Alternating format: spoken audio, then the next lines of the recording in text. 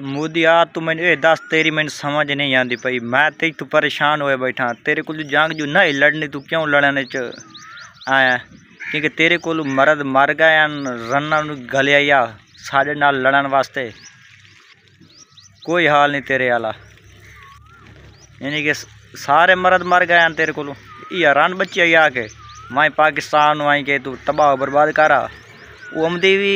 आरशा छोड़ के ते ठलाया आई उस आखे मैं गिरफ्तारी देनी है मैं थोड़े नाल नहीं लड़दी मैं थोड़े नाल निकाह करना आई हूँ तो निकाह की पई है आके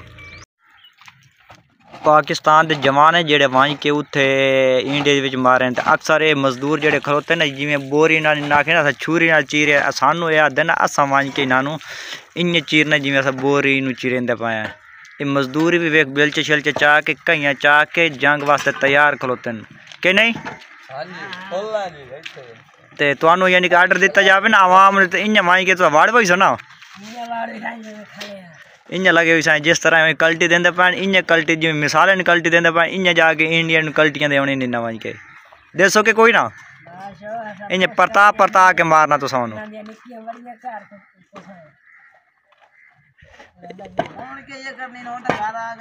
वो जेड़ी छुर गलिया ने लड़ावन वास्ते वंजो पाकिस्तान फतह करा ओदा के बड़े को पता लग गई ने वो आदे ओदा प्रोग्राम बढ़ गया अमदला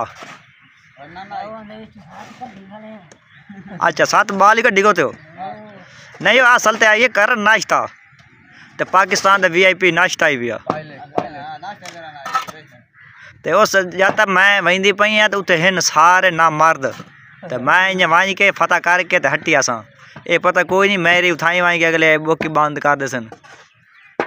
और थोड़ी के सलाह है उन्होंने निकाह कौन करना चाहता है मैं क्या निकाह क्या करना है ये हूँ 3 बंदे कई बिल च चाह के तैयार करो तो ना सानू दियो तो असा निकाह करने वास्ते तैयार है एक क्या जरूरत का रिश्ता मौजूद है हूँ जो साड़ी वारी लगी यानी कि अस आके अस तैयारी करेंदे पाए तो बॉर्डर ते पढ़ते पाए तो उस इंडिया ने बस करो सानू इो बहु हो रही है जेडे थोड़े 2 जवान आए सानू अंदर आके मार गए तो हूँ बस हो गई है हूँ वो हवा निकल गई है तो असा भी हूँ पिछू फुल तैयार खलोते ये हूँ कोई करेंदा ना तो अस सारे बहने हैं ये मुक्के हमसा तो इंडिया साड़ी वीडियो पे दबी है तो हूँ बंदे तरह रहना ही हूँ इस तो कई पंखा लियो तो थोड़े नाल वो करना जेडी कह नहीं की।